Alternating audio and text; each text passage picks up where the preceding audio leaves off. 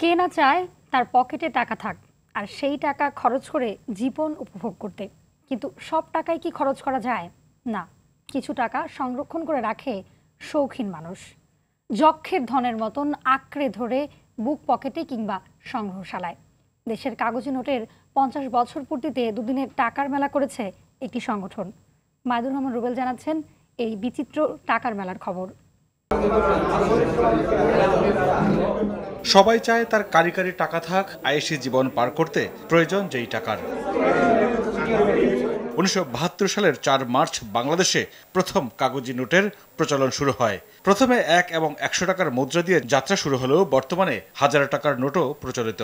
সব মিলিয়ে এখন অবধি 10 রকমের মুদ্রা বাজারে আসলেও নতুন করে 1, 2 এবং 5 টাকার কাগজি নোটের প্রচলন তুলে দিয়ে ধাতব মুদ্রা বাজারে ছেড়েছে কেন্দ্রীয় ব্যাংক। আমরা যদি ডিনোমিনেশনের কথা বলি তাহলে আমাদের 10 ডিনোমিনেশন, মানে সাথে 1 টাকা, 2 টাকা, 5 টাকা, 10 টাকা, 20 টাকা, 50 টাকা, 100 টাকা, 200 টাকা, 500 টাকা, 1000 টাকা, এই 10 ডিনোমিনেশন। এখন এই 10 ডিনোমিনেশনের মধ্যে একটা ডিনোমিনেশনের নোট মানে এখন আর প্রিন্ট হয় না, মানে গভর্নমেন্ট প্রিন্ট করে না। মানে এটা কেন করে না সেটার কারণ হচ্ছে মানে 1 টাকা 2 টাকা আগে ছিল সরকারি ট্রেজারি নোট, ঠিক আছে? ট্রেজারি নোট মানে এটা গভর্নমেন্টের নোট, যেখানে অর্থ সচিবের সিগনেচার থাকে, আর অন্যগুলি নোট হচ্ছে ব্যাংক নোট, যেটাকে গভর্নরের সিগনেচার থাকে। ব্যাংক নোট একটা দেশের প্রতিচ্ছবি।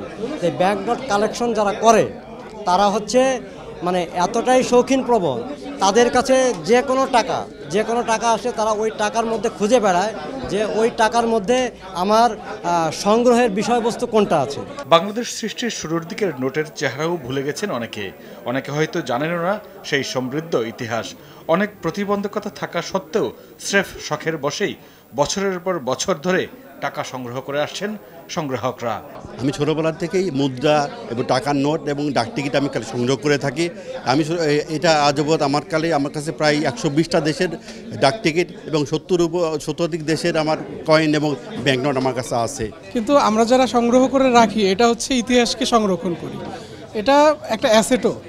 এটা দিন দিন জমির যেরকম দাম বৃদ্ধি পায় এই ব্যাংকনোটেরও দাম বৃদ্ধি পায়। আমরা যারা সংগ্রহ করি টাকা, এটা কিন্তু টাকা দিয়েই টাকা কিনে নিই। ব্যাংকনোটের প্রাইস কখনো কমে না, যে বিশেষ করে হচ্ছে পুরাতন দিনের যে ব্যাংকনোটগুলি আছে। বেসিক্যালি যারা কালেক্টর, যারা সংগ্রহ করে, সংগ্রহের সাথে জড়িত, এক একজনের এক এক ধরনের থিম থাকে। লাইক কেউ নোট সংগ্রহ করে, কেউ স্ট্যাম্প সংগ্রহ করে, কেউ অ্যান্টিক্স সামগ্রী সংগ্রহ করে। অ্যাজ লাইক পুরাতন যে সকল জিনিসপত্র আছে সেইগুলোই অ্যান্টিক্সের ভেতরে পড়ে। প্রতিটি মুদ্রায় ফুটে উঠেছে বাংলাদেশের ইতিহাস ঐতিহ্যের ক্যানভাস। প্রতিটি টাকায় প্রাণের স্পন্দন জড়িয়ে আছে বলে জানান মুদ্রার ডিজাইনার শিল্পী কেজি মোস্তফা। টাকার ডিজাইনে এসব তো আছেই, তার সাথে আছে হচ্ছে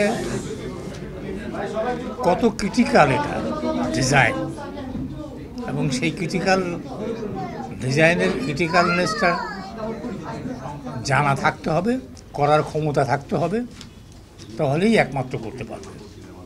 আমার মনে হয় আমার এটা ছিল।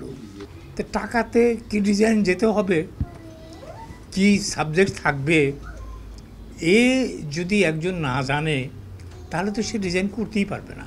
বিলুপ্ত হয়ে যাওয়া সেই মুদ্রা কিংবা নোট সংগ্রহ করে দেশের ইতিহাস ও কৃষ্টিকে মানুষের মাঝে বাঁচিয়ে রাখতেই টাকার মেলার আয়োজন বলে জানান এই আয়োজক। ব্যাংক নোটের পিছনে কিছু ইতিহাস কিন্তু থাকে।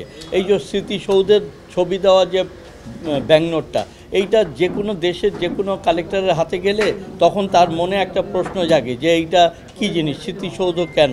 তখন তারা জানতে পারে যে এই স্মৃতিসৌধটা হচ্ছে গিয়ে একটা স্বাধীন দেশের একটা স্তম্ভ। সুন্দরভাবে কিভাবে সংগ্রহ করতে পারে, সংগ্রহটা কিভাবে গুছিয়ে রাখতে পারে, এবং এই ব্যাংক নোটের বিভিন্ন সময় এক্সিবিশন হয়, এক্সিবিশনগুলোয় কিভাবে পার্টিসিপেট করবে, কি থিম দিয়ে পার্টিসিপেট করবে, এইগুলো আমরা এই সংগ্রাহকদের সহযোগিতা করি আর কি। এর আগে বাংলাদেশের কাগজি মুদ্রার সুবর্ণ জয়ন্তী উপলক্ষে কেক কেটে 2 দিনের সংগ্রাহক সমাবেশের উদ্বোধন করেন কালেক্টর নামের একটি সংগঠন।